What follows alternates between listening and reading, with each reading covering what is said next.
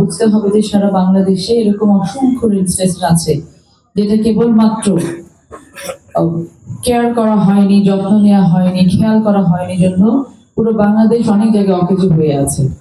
তো আমাদেরকে সারা বাংলাদেশের কথা চিন্তা করতে হয়, কেবল গোপালপুরের কথা না, লালপুরের কথা চিন্তা করতে হয়, বাগাতিপাড়ার কথাও চিন্তা করতে হয়, সারা বাংলাদেশের কথা চিন্তা করতে হয়। এবং বর্তমান সরকার একটি গণতান্ত্রিক সরকার হওয়ার কারণে আমরা আজকে প্রায় 101 দিন বা 102 দিন হলো আমরা দায়িত্বভার গ্রহণ করেছি। এই 102 দিনের মধ্যে আমরা ক্যাবিনেটে যারা আছি, যারা এমপি হয়েছে, তারা কখনটা ঘুমাতে পেরেছি এটা আমরা জানি না। আমরা খুব ভালো লাগা নিয়ে আন্তরিকতার সাথেই দেশের জন্য কাজ করে যাচ্ছি। আপনারা দেখেছেন আমাদের মাননীয় প্রধানমন্ত্রীকে দিন নাই রাত নাই তিনি ছুটে চলেন, এবং এই ছুটে চলা উনি দুটি কদম যদি ফেলেন, একটি কদমেই তিনি যে কোনো দেশের জন্য সার্থকতা বয়ে নিয়ে আসেন, সফলতা বয়ে নিয়ে আসেন। আমরা চেষ্টা করছি, যিনি অক্লান্ত পরিশ্রম করছেন আমাদের একেবারে ভঙ্গুর একটি দেশকে দাঁড় করাতে, আমরা সকলে মিলে তাকে সহযোগিতা করার চেষ্টা করছি যেন আমরা সবাই মিলে তার হাতকে শক্তিশালী করতে পারি, আগামী 5 বছর তার পথ চলাটাকে শক্তিশালী করতে পারি, এবং দেশের মানুষের যে দীর্ঘ সময়ের না পাওয়া, দীর্ঘ সময়ের কষ্ট, অন্যায়, অত্যাচারের যে ইতিহাস তৈরি হয়েছে, এই ইতিহাসটাকে পরিবর্তন করে একটা নতুন বাংলাদেশ, মানবিক বাংলাদেশ, আমাদের নিজেদের বাংলাদেশ, বুকে হাত দিয়ে বলতে পারি yes this is my country, এটা আমার বাংলাদেশ, আমি নাগরিক হিসেবে সব পাই, সরকার আমাকে দেয়, যতটুকু পারে দেয়, এই জায়গাটা যেন আমরা তৈরি করতে পারি, সেজন্য কিন্তু আমরা চেষ্টা করে যাচ্ছি। সেই চেষ্টারই একটি ফসল হচ্ছে আজকে এই চিলাহাটি এক্সপ্রেস, যেটা এখানে আমাদের গোপালপুর স্টপেজ যেটা থেমেছে। এটা দীর্ঘদিনের জনগণের চাওয়া ছিল।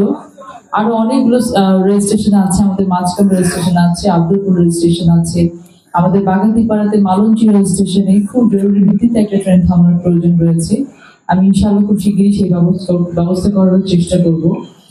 আমাদের চাওয়া অসংখ্য, কাছে গিয়ে গ্রামে গ্রামে গিয়ে জিজ্ঞেস করেছি যে গ্রামের কি সমস্যা, ইউনিয়নের না, ওয়ার্ডের না, এই গ্রামটার কি সমস্যা। যখন যে গ্রামে পা রেখেছি সেখানে বলেছি মা আপনাদের কি সমস্যা বলেন, বাবা আপনাদের কি সমস্যা বলেন। এবং আমি কিন্তু সেগুলো সমস্যাগুলো খালি শুনি নাই, প্রতিটা সমস্যা আমি লিপিবদ্ধ করেছি, কারণ আমি জানি যে আমি যদি গ্রামকে উন্নত করতে পারি তাহলে কিন্তু একটি ওয়ার্ড উন্নত হবে, একটি ওয়ার্ড উন্নত হলে কিন্তু 9টি ওয়ার্ড উন্নত হয়ে গেলে কিন্তু একটি ইউনিয়ন উন্নত হয়। আর যদি লালপুরের 15টি 10টি ইউনিয়ন এবং একটি পৌরসভা যদি উন্নত হয় তাহলে কিন্তু লালপুর উন্নত হবে। তো আমি কিন্তু কাজগুলো এভাবে ভাগ করেছি, সেই ভাগ করে করে যে কাজগুলো নিয়েছি তার মধ্যে আপনারা ইতিমধ্যে জেনে খুশি হবেন অসংখ্য রাস্তা, আমাদের বিভিন্ন প্রকল্প আসে।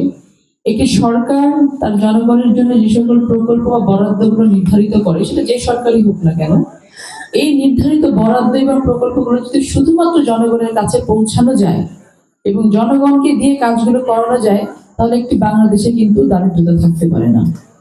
এখন আমরা যেটা করেছি, বিগত সময় যা করা হয়েছে, যে সরকার বরাদ্দ দিয়েছে কিন্তু জনগণ পর্যন্ত পৌঁছায় নাই, মাঝখান দিয়ে ধোঁয়া হয়ে উড়ে চলে গেছে। আমরা চেষ্টা করছি যে একটি সরকার তার জনগণের জন্য যা যা কর্মসূচি হাতে নেবে, যা যা বরাদ্দ হাতে নেবে, যে যে পরিকল্পনা প্রকল্প হাতে নেবে, সেটা যেন সে জনগণের কাজ পর্যন্ত পৌঁছায়।